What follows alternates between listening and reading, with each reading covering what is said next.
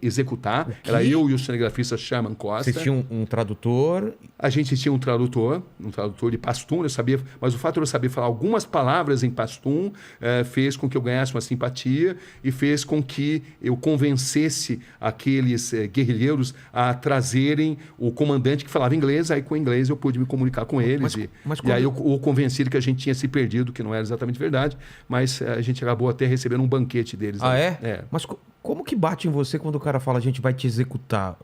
Porque olha, eles não falaram vamos executar, mas eles apontaram a arma pra gente.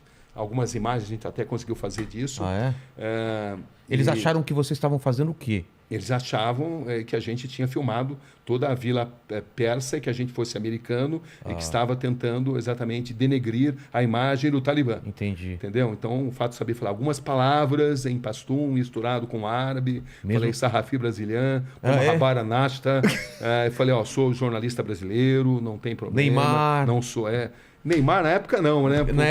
Mas eu sempre carreguei comigo, porque isso era 96, né? Então, Neymar ainda... 96, quem que era do Brasil famoso? Romário, pô. Romário?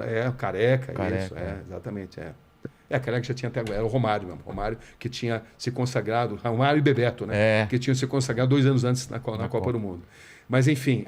Você carrega umas camisas do Brasil? Eu levo camisa do Brasil e sempre levei comigo também foto do Pelé comigo, entendeu? O Pelé, uma vez, quando eu era correspondente em Londres, ele foi me visitar, a gente jogou tênis, ele foi na minha casa, então eu tinha foto com a minha família, a gente passou assim uma tarde memorável e era uma foto muito íntima. E essa foto íntima me abriu muitas portas, fez com Salvou que muita situação de tensão fosse aliviada. Nossa. Entendeu? O Pelé, ele abre portas em todos os lugares. Até hoje, né? Até hoje.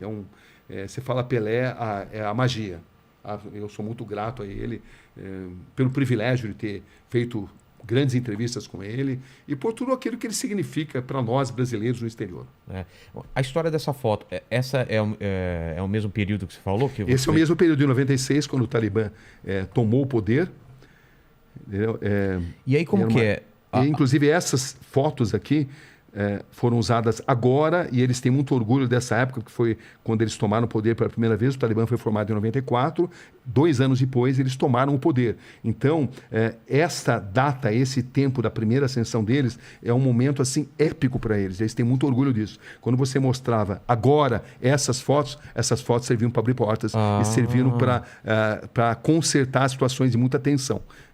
Porque agora o Talibã voltou ao poder 20 anos depois. A gente acabou de fazer uma série chamada Missão Cabul, que é uma série que cotada para ganhar prêmios e tal. Para você ver aqui como é que é a vida do repórter. Isso aqui já é um rapaz que trabalha comigo, já tentando fazer uma matéria investigativa e sedento por entrar em contato comigo. Fatalmente ele tem que tomar alguma decisão. E a minha vida é assim, a vida inteira tendo que tomar decisões, tendo que construir estratégias para fazer matérias que tragam algum tipo de benefício para a sociedade, né? Mas isso te traz algum tipo de ansiedade? Porque uma decisão errada pode te custar a vida, né? Traz, sim.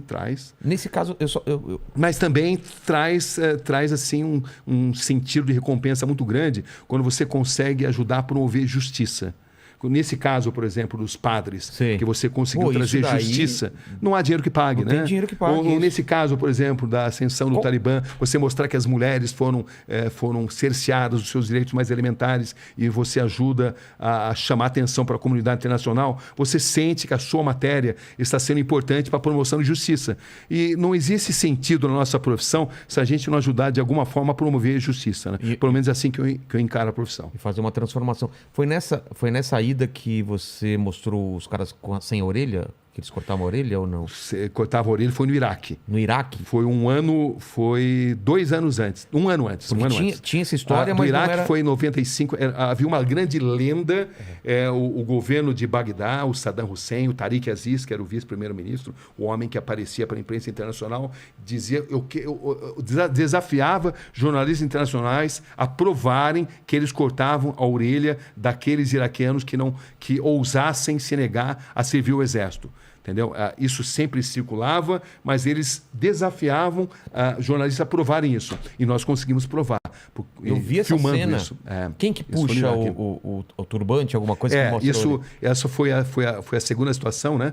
Porque, na verdade, eu fui beneficiado pelo fato de que a gente estava ali em Bagdá, com o Saddam Hussein, e 24 horas por dia, monitorados pelos agentes do Saddam.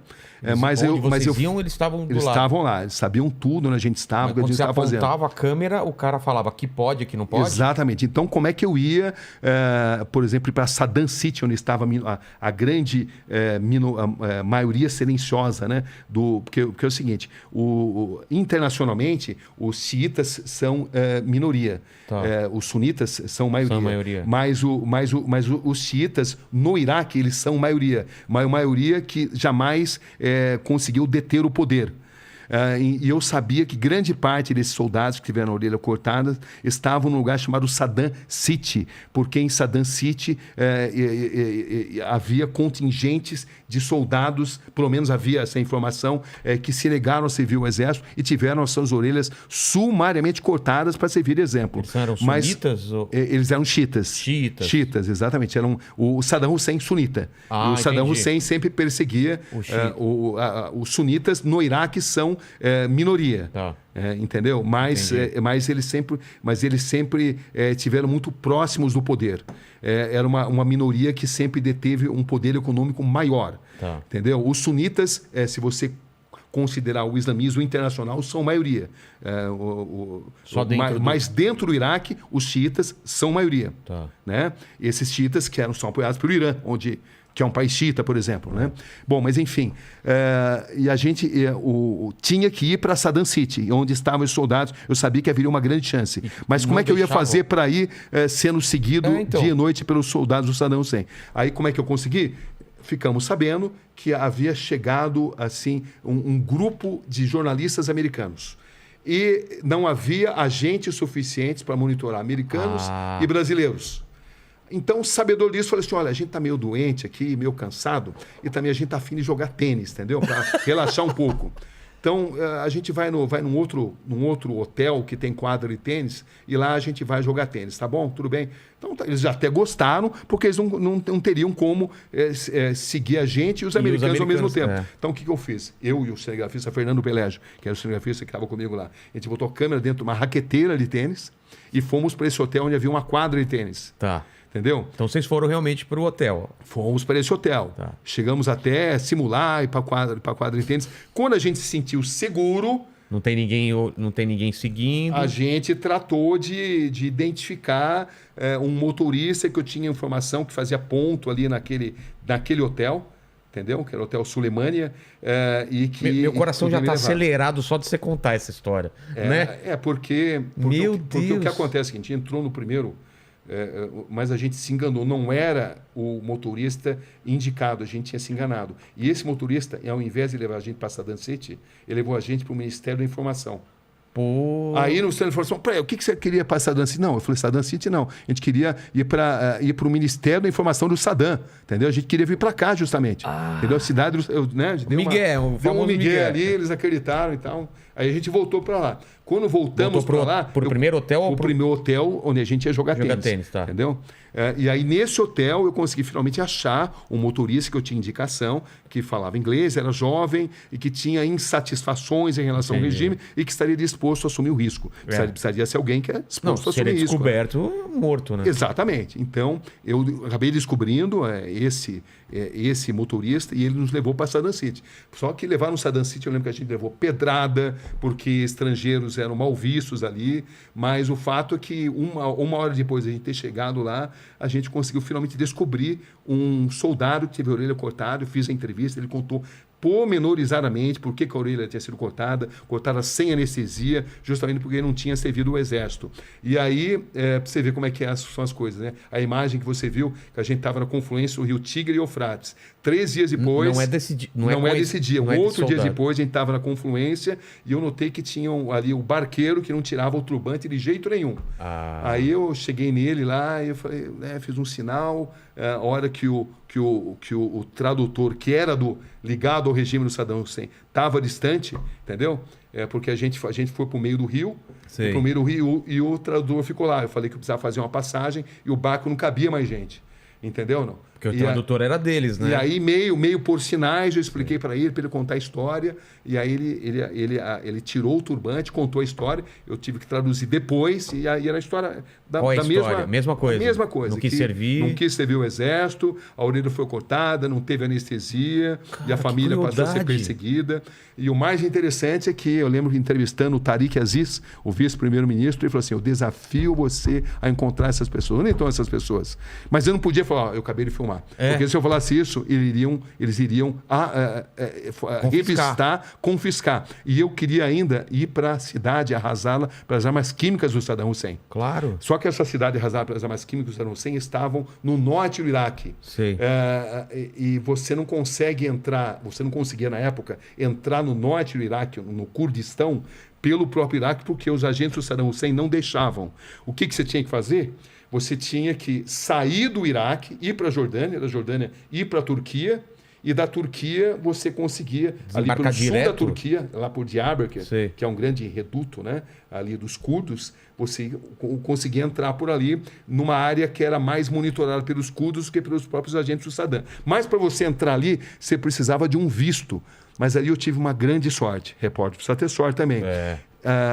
Estavam programadas eleições em Bagdá. Eleições, você vê? Eleições em Bagdá, né? Com Saddam Hussein, né? Você acha? já sabe o resultado. Né? Conversa da carochinha, né? Mas ia ter ali o teatrinho deles. Os caras lá assim, tá bom, o cara joga fora aqui. Você não bota no Saddam, você vai pro paredão, né? Exatamente assim. Mas enfim, mas o fato de eleições, eu falei assim, olha, eu preciso, o seguinte, a gente já tem um bom material, e a gente precisa ir para a Jordânia, porque a gente precisa mandar o material pela Jordânia, mas só que eu quero voltar aqui para cobrir eleições, porque eu fiquei sabendo que eu precisaria de um visto.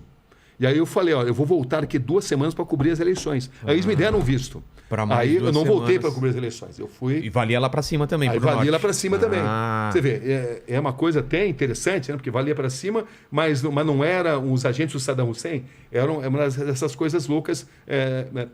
Da política internacional, como agora no Afeganistão. Para você entrar no Afeganistão nesse momento, você passa por um posto do ex-governo afegão que foi deposto, mas para você, mas acontece que os paquistaneses só deixam você entrar no Afeganistão com autorização de um governo que foi deposto, que não existe mais. Que doideira! Era a mesma situação ali, lá no Iraque também. Você tinha que ter um visto, embora você soubesse que não seria fiscalizado pelos próprios agentes do Saddam Hussein, porque eles não controlavam aquela área. Era parte do Iraque, mas era uma área controlada por 3 diferentes grupos de curdos.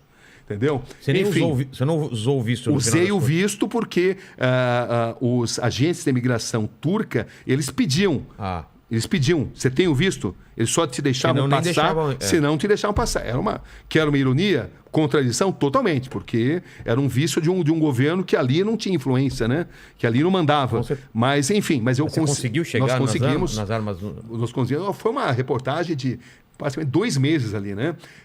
Entre a parte controlada pelo Saddam Hussein e a parte não controlada. Fez toda a volta. Toda a volta, mas por quê? Eu queria entrar porque eu queria ir na cidade que tinha sido arrasada pelas armas químicas do Saddam Hussein, que o governo também contestava, dizia que isso era mentira, que não era culpa deles, que era o Irã, né? O Irã que na época tinha a grande guerra entre Irã e Iraque, então eles culpavam os iranianos pelo que tinha acontecido, pelo uso de armas químicas, inclusive, mas enfim. O que você viu lá? Olha, eu vi uma cidade chamada Halabja. Primeiro, vilas inteiras dizimadas, mas o que mais impressionou por armas químicas. Então, as construções estavam em pé. Algumas estavam, outras não. E eles usaram lá... Era um tipo de gás que espalhava elementos químicos e a água ficava contaminada. Então, o nível de doenças congênitas era absurdamente grande. E isso tinha passado, inclusive, já há alguns anos isso. Mas era um lugar que o Saddam Hussein protegia, não deixava jornalistas internacionais terem acesso. Claro, né? Ele não queria que... Exatamente, ele não queria, era uma propaganda que não interessava para ele. Então eu encontrei uma cidade ainda arrasada e com a população doente e com pessoas totalmente deformadas, crianças totalmente deformadas, com a pele deformada pelo uso de armas químicas. E foi uma das experiências mais... Falaram. Esse é um dos principais capítulos desse livro também, Cara, né? que impressionante isso. E a gente, ao mesmo tempo, o Saddam tinha franco-atiradores ali, agentes que entravam ali e tentavam fiscalizar o que estava acontecendo e matavam estrangeiros. Entendeu? Então a gente tinha que correr esse risco. Vocês também. Eram os únicos e também lá? na época também havia o Estado Islâmico dava os seus primeiros passos. Entendi. Entendeu? Então era uma área muito tensa. E além disso havia uma guerra entre os curdos, diferentes facções de curdos. O PKK, que são os curdos comunistas, que são um grande problema para a Turquia. Até hoje, né? O Abdullah Öcalan, que é o grande líder que está preso até hoje, porque eles representam um grande problema para a Turquia, porque existem curdos em 5 nações e é o maior povo sem nação que existe na humanidade nesse momento. Isso é um grande problema para a Turquia. E para o Saddam Hussein também, sempre foram um grande problema. Mas os próprios curdos, eles sempre guerrearam entre eles. Entendi. Eram diferentes facções. Uma um pouco mais próxima do Saddam Hussein, Você estava no meio outra de nem um tanto. tiroteio lá. Sem dúvida. Foi um dos Mas tinha muito... momentos mais críticos. E também o que aconteceu é o seguinte, quando a gente cobriu essa briga de facções curdas, e o que acontecia? Você não podia nem avançar e nem retroceder por causa dessa batalha. Claro. O que acontece? O Kurdistão é uma zona profundamente montanhosa. E as guerras acontecem de uma montanha a outra. Então, uma guerrilha, um exército, os Peshmergas, né, que é como eles são conhecidos ali, eles atiram na outra montanha. E à noite faz muito, muito frio. E você não pode acender uma fogueira para se aquecer, porque senão você vai se tornar um alvo visível.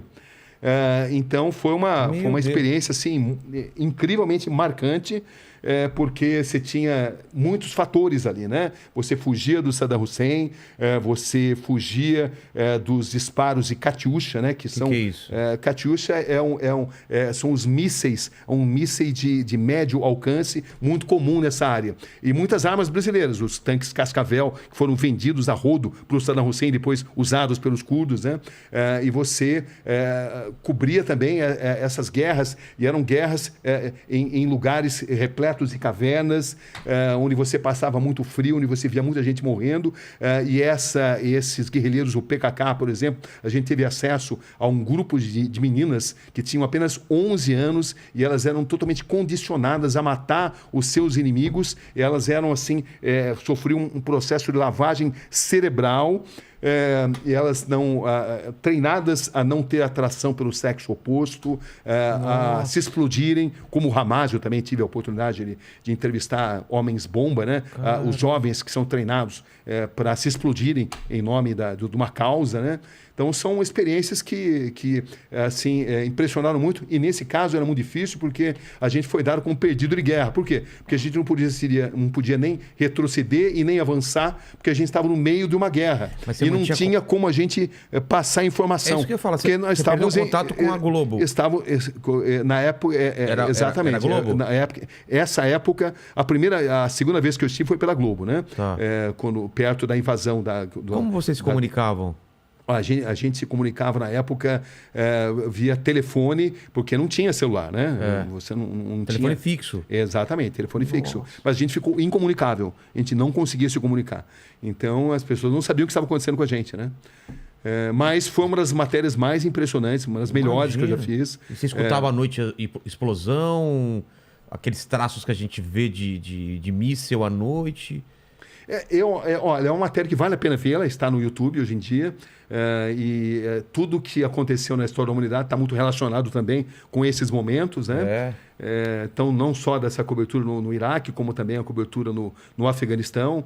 era um outro tipo de guerra, né? As armas eram menos potentes do que existem hoje.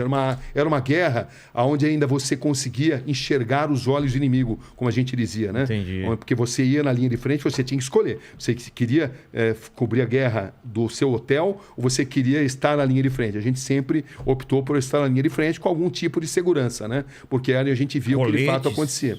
Usavam os coletes em alguns momentos, em outros não, porque quando você entrava em vilas que estavam dizimadas, eram pessoas que não tinham, às vezes, nem o que vestir, e você entrava ali como um astronauta, era como se você comunicasse para aquelas pessoas, olha, a minha vila vale mais do que a sua. Você passa arrogância. Então, o ato de exercer a profissão de jornalista, ele foi mudando na história das coberturas de guerra. Antes, nos anos 80, por exemplo, se você se identificava como jornalista, você era protegido. Você ligava, você transportava ali um cartaz escrito press, a imprensa, e você era protegido. Como se fosse uma regra, tipo... Exatamente, mas a partir da guerra na Bósnia, isso mudou, porque os franco-atiradores passaram a alvejar jornalistas. E já na guerra do Iraque, jornalistas passaram... era jornalista. Sabendo que era jornalista. Isso aconteceu muitas vezes. Jornalistas passaram a ser alvejados porque passaram a ser responsabilizados por uma propaganda, especialmente contra os sérvios, né? Entendi. Os sérvios começaram a achar que havia uma campanha muito grande na imprensa internacional e começaram a alvejar. Eles começaram a se divertir atirando em jornalistas. E já no Iraque, jornalistas passaram a ser moeda de troca para sequestro. Entendi. Jornalistas passaram a ser sequestrados, jornalistas passaram a representar... Prisioneiros de guerra. Prisioneiros de guerra, passaram a significar dinheiro. Então, para você saber como você deve se portar, você precisa saber em que terreno você está pisando. Em alguns lugares compensa você se identificar como jornalista, em alguns lugares é fundamental você usar todo o aparato, colete, capacete, é importante. Em outros não, porque você vai passar uma mensagem, se misturar, se infiltrar melhor. Então, o que vai determinar isso é o conhecimento do terreno. Entendi. Saber onde você está pisando. E da situação política que está acontecendo. Exatamente. Você me mostrou uma foto agora com uma roupa típica do Afeganistão. O Perhan Turban. Isso você ganhou deles? Você compra? Isso eu comecei a fazer várias entrevistas logo na minha chegada. Tem foto pra gente mostrar? A gente mostra aqui essa foto que você me mostrou aqui. Tem sim. Eu fiz, inclusive, porque foi o seguinte, quando eu cheguei lá... eu fiz algumas entrevistas onde talibãs disseram que só não nos matavam, eu e o meu cinegrafista, porque eles não tinham ordem, porque senão eles nos matariam pelo simples fato de nós não sermos muçulmanos. E um rapaz que eu conheci ali localmente, que era muito inteligente, intelectualizado e que serviu como tradutor, né? Ele falava inglês muito bem, e falava também o Dari, que é o persa, e falava o pashtun, que é a língua predominante entre os talibãs, e ele me aconselhou a usar essa roupa. Deixa eu ver. Que é essa... Opa, peraí que estava aqui. Usar essa roupa que chama-se Perhan Turban, justamente porque chamaria menos atenção. É isso daqui. Tá pegando aí, mandíbula? Mais perto? É uma roupa muito comum, usada há milênios, faz parte da cultura afegã. Uma cultura que tem muito orgulho em que pese ter sido invadida milhares de vezes. Entendeu? Alexandre o Grande invadiu. Gengis Khan invadiu. O Império Britânico invadiu. O Império Soviético, o Império Americano. Mas eles jamais foram colonizados. E eles têm muito orgulho disso. Eles nunca foram aculturados. Entendi. Eles mantêm até hoje a Eles têm esse orgulho, exatamente. Então, o Talibã é apenas um dos grupos, né? A gente não pode julgar afegãos apenas pelo Talibã e não pode não pode julgar o Talibã sob uma ótica maniqueísta. Temos que saber que o Talibã, eles têm uma visão tribal do Alcorão, uma parte, essa interpretação radical da Sharia, que é a lei islâmica, ela tem um peso muito forte dos usos e costumes tribais. E por isso que eles são tão radicais. Mas se você comparar o ISIS-K, que é uma vertente do Estado Islâmico, né? E que nasceu ali naquela região, e que hoje é o principal inimigo do Talibã, o ISIS-K é muito mais radical, porque o ISIS-K prega a formação de um grande Estado muçulmano, onde qualquer sociedade não muçulmana seja considerada inimiga. E deve ser eliminada. O Talibã já não. O Talibã já prega que um Estado islâmico é dentro do território deles, entendeu? Então eles são, embora os dois sejam sunitas, tanto o ISIS-K quanto o Talibã sejam sunitas, eles têm visões bem diferentes, né, daquilo que deva ser feito.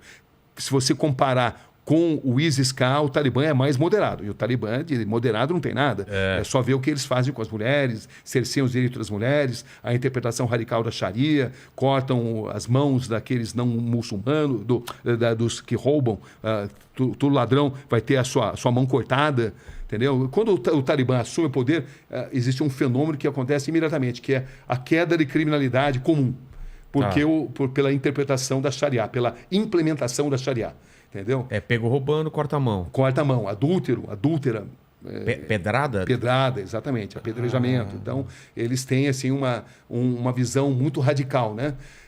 Mas é difícil a gente entender isso, né? Porque é uma coisa tão enraizada. É difícil. E esse, Rogério, é um erro muito comum de jornalistas internacionais analisar uma cultura diversa baseada mediante seus próprios valores. Não dá. É uma coisa preconceituosa e você não analisa a cultura diversa com seus próprios valores. Você precisa entender um contexto. E também temos que aprender que, embora o Talibã tem aí decisões deploráveis em termos de direitos humanos, eles também têm apelo junto à população, porque os americanos, embora tenham ficado 20 anos como invasores, 20 anos apoiando determinados governos, eles nunca trouxeram um avanço, principalmente para os setores mais pobres da população. Nos setores mais pobres são os setores rurais. Nesses setores, o Talibã sempre teve um apelo. As pessoas sempre sonharam em ter o seu primeiro Kalashnikov, o fuzil de fabricação russa, né? Então, por quê? Porque os americanos melhoraram muito para as populações mais abastadas. As populações mais intelectualizadas sempre tiveram grandes benefícios, mas os americanos apoiaram muito os governos corruptos, principalmente na construção civil. Gastou-se milhões e milhões na construção civil e com muito dinheiro sendo desviado, com os americanos apoiando governos corruptos simplesmente porque eram inimigos do Talibã. Entendi. Então, o Talibã consegue voltar ao poder, ele nunca foi exterminado pelos americanos também, porque a invasão americana sempre foi um grande erro, foi o Vietnã do terceiro milênio, né? Então, a gente tem que analisar nesse contexto que não seja um contexto maniqueísta. Total. Porque tem muita gente que tem uma tendência em analisar decisões, tradições, por uma vertente maniqueísta. Quem é o inimigo, quem é o herói, não é assim. A vida não se resume herói contra bandido. Mas existem interesses econômicos, estamos falando de uma região onde o minério é muito importante, o minério do terceiro milênio, o milênio que vai ser usado pela indústria de informática é abundante dentro do Afeganistão. O Talibã jamais deixou de existir porque eles sempre se alimentaram com o dinheiro das plantações de papoula, né, que é a matéria-prima do ópio e da heroína. Embora o islamismo condene o uso de drogas, né, são as contradições, mas eles sempre precisaram se capitalizar através do dinheiro das drogas. Enfim, são essas questões que precisam ser analisadas com a devida profundidade, sempre sabendo-se que não se trata de uma história de mocinho contra bandido. Exatamente. Todo mundo tem interesse ali. As principais potências, os russos, os chineses, os paquistaneses, os americanos, todos têm interesses. E a maioria desses interesses não são exatamente nobres. E é o lugar onde nasceu a civilização, praticamente, né? Essa região aí do Iraque, né? A região do Iraque, exatamente. Antiga a confluência Babilônia, né? A Babilônia, a confluência do rio Tigre com o rio Eufrates é descrita pela Bíblia como o Jardim do Paraíso, onde estava ali, o Jardim do Paraíso na Babilônia. Enfim, o mundo começa ali, o Jardim do Éden começa ali nessa região. E você consegue entender essa grandiosidade quando você está lá, ou só quando você tem afastamento e está aqui? Mas quando você está lá, você está muito focado em pegar várias versões, ver todos os lados. Porque você está no centro do que da foi civilização.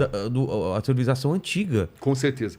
Totalmente. E não deve ter mudado muito, claro, né? Bom, você vê, você falou em Babilônia. Saddam Hussein reconstruiu a Babilônia e fez uma obra de péssimo gosto, né? E de nenhum tipo de apuro assim, histórico. Ele reconstruiu, entendeu? Com uma arquitetura totalmente defasada, nada representativa da arquitetura da época. Né? Exatamente do que foi.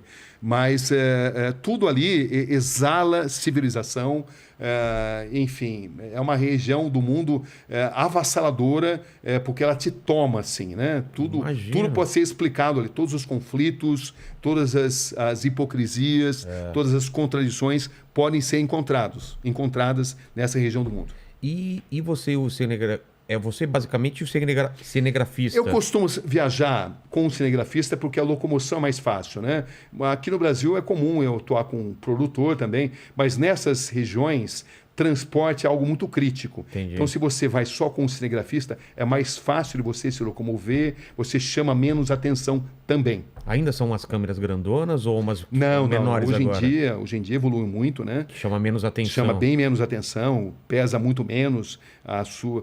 Hoje em dia, na verdade, com um smartphone como esse, você muda... já chegou a fazer coisas com o celular? Ó, isso, às vezes, dependendo da situação, as imagens feitas com um smartphone como esse, você não nota a diferença. Mesmo? Não nota. E chama não menos nota. atenção, você está aqui... Muito mais. Você muda a história da humanidade com esse aparelhinho hoje em dia. E vocês já receberam tiros perto de vocês, de ver bala passando, essas coisas? Isso é comum, né? Porque você nunca ficou no hotel, você vai para a linha de frente, como você falou. Às vezes você fica em hotel, às vezes você dorme na montanha, porque não tem onde dormir, você dorme ali junto com os guerrilheiros. Você chega a dormir hotéis confortáveis. Por exemplo, no Afeganistão atualmente, com a saída dos americanos, você encontra hotéis nababescos, luxuosos, mas sem nenhum tipo de manutenção, porque os americanos saíram e não tem como manter. Então nada começa a funcionar, começa a entrar um caos total. Entendi. Quando eu estava no Iraque também, eram hotéis da época em que o Iraque era a princesinha, era chamada de a princesa da região, era um lugar extremamente rico, onde o turismo trazia muito dinheiro, o petróleo, claro, traz muito dinheiro sempre, né? Então você tinha hotéis assim incrivelmente grandes, mas onde o encanamento não funcionava, onde a luz não funcionava. É algo muito interessante, né? Dependendo da época onde você vai. E no Afeganistão, nesse momento, isso acontecia em Cabul, porque os americanos, a partir do momento em que eles deixaram o poder e deixaram o país, eles deixaram também construções muito luxuosas, que hoje estão sob o domínio do Talibã, mas não existem condições para que esses locais sejam mantidos. Então você vai em locais que não tem nenhuma manutenção, são enormes, mas não funcionam como deveriam funcionar, né? Então, as moscas, nós estamos falando de um país com 35 milhões de habitantes, onde pelo menos 25 milhões passa fome nesse momento. Putz. Entendeu? Abaixo da linha de pobreza. O alimento mais tradicional, mais comum ali, é as pessoas comerem pão. O pão tem até uma quantidade até bastante impressionante, e chá. Entendeu? Mas você imagine crianças se alimentando dessa forma. O sofrimento só está aumentando porque, imediatamente após a saída dos americanos e dos empresários, a economia afegã ela diminuiu 30%. Então, passou-se a assistir o fenômeno do desemprego em massa. Isso só está piorando, como está piorando também atletas. A delegação de boxe, por exemplo, que foi para a Sérvia para disputar o Mundial, e ali todos eles tentaram ficar na própria Sérvia, desertaram. Você vê as meninas da delegação de vôlei que foram torturadas. Não faltam histórias dramáticas, né? A história da mãe que nós entrevistamos lá, que vendeu o próprio filho porque não tinha dinheiro, vendeu a própria filha para arrumar dinheiro para curar a outra filha que estava doente. Histórias do cantor que não pode mais cantar, que a mulher conseguiu fugir e levou uma parte da família, mas a outra parte ficou e ele não consegue fugir. Enfim, não faltam histórias dramáticas ali, porque o livre pensar está sendo cerceado, embora o Talibã emita sinais de que está tentando abrir, né? De fato, os jornalistas internacionais foram relativamente respeitados ali. Nós sentimos isso, uma tentativa de passar uma imagem melhor. Entendi. Mas quando você se arrisca e você vai para locais onde eles não conseguem te monitorar, aí você encontra a vida real. E a vida real é de pessoas perseguidas simplesmente porque pensam de uma forma diferente do Talibã. Mas, ao mesmo tempo, eles precisam do apoio da comunidade internacional para enfrentar o seu grande inimigo, que é o ISIS-K, nesse momento, que tem promovido ataques terroristas constantemente ali contra a população xiita, que são os grandes inimigos do ISIS-K. A tribo dos Hazara, que são xiitas, né, que é uma minoria profundamente perseguida pelo ISIS-K. Então é um país muito inseguro, onde a situação, em determinado momento, parece segura e rapidamente se deteriora, e os tiros, as bombas, tudo é muito instável no Afeganistão nesse momento. Você chegou a travar em algum momento de guerra assim, ou você, ou o cinegrafista, eu não consigo. Olha, um medo travassa. Porque imagina então, que eu o já medo tenho uma faz boa parte. experiência nisso, né? Eu já cobri 6 guerras, né? E é um processo Você vai assim, ficando evolutivo. mais... Você vai ficando mais cascudo, né? Entendi. Você só se descobre nessas situações. Existem seres humanos que, dominados pelo medo, só fazem bobagem. Eu descobri que, dominado pelo medo, eu fico ainda mais lúcido. É mesmo? Eu descobri isso. Então, eu sou sempre o cara que acalma. Quando a gente foi sequestrado pelos talibãs, agora eu acalmei o cinegrafista, ele até cita isso num vídeo, numa entrevista que ele deu recentemente. Muitas vezes eu pego a câmera e eu passo a filmar. Isso não surgiu da noite para o dia, vai sendo moldado, né? Entendi. Você só se descobre estando nessas situações, né? Imagino. Estando no ar-condicionado é fácil dizer que você tem coragem. Não é que você não tenha medo, claro que tem medo, eu tenho medo. Só que o medo ele não me paralisa, eu descobri isso. Porque eu também constatei que se eu mantiver uma lucidez, eu tenho mais chances. Mais chances de argumentar, mais chances de tomar melhores decisões. Então, nessas situações agudas, eu sou sempre sereno. As pessoas que estiveram comigo sempre me descrevem dessa forma. Olha, o Cabrini pode até estar comigo, mas ele não transparece, eu fico sereno. E, na verdade, não é que eu não tenha medo, eu tenho medo, mas eu não perco, assim, um controle da situação. Entendi. Isso não nasceu do dia para a noite, ninguém é mais do que ninguém, é algo que foi desenvolvido através dos anos de profissão, enfim... hoje em dia eu sou um cara mais tranquilo. Mas te passa pela cabeça, eu posso... posso morrer? Passa, eu tenho consciência que a qualquer momento eu posso morrer. Claro que passa. Ninguém nos obriga a estar nessas situações. Né? Porque nem podem, nenhuma né? empresa de comunicação obriga. É uma decisão sua. Aí você vai perguntar por que você decide correr esse risco? Relação custo-benefício. Porque eu acho que a história que você vai poder contar vai valer a pena se as pessoas souberem daquilo que você vai mostrar. A humanidade vai estar mais bem servida. Mas é algo meio idealista. Né? Mas entendeu? eu acho.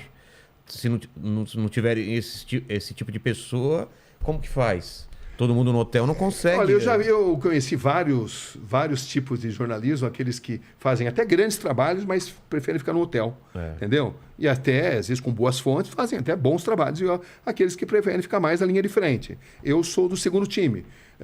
Isso não significa que eu sempre vou fazer melhores trabalhos, apenas uma decisão pessoal. E você falou também que tem a sorte também. Não adianta, às vezes você está na linha de frente e não está no lugar certo na hora certa. Sem dúvida. Você tentar assim, controlar qualquer tipo de tendência, arrogância é muito importante. Entendeu? Você falar vários idiomas é muito importante. Demonstrar que você tem respeito a outras culturas, tudo isso ajuda você a ter melhores possibilidades. E não ser americano também ajuda, né? Isso tem ajudado. Com certeza. O Brasil, de um modo geral, embora não seja geopoliticamente um player importante nessas regiões, ele é bem visto. O Brasil tem uma história na ONU, né, na formação do Estado de Israel, o nosso grande diplomata Aranha, Oswaldo Aranha, foi fundamental. Aqueles mais intelectualizados sabem dessa história. O Brasil sempre teve uma política mais equilibrada ao longo dos anos, embora também seja um tanto quanto inexpressivo em política internacional. Mas, para o trabalho da imprensa,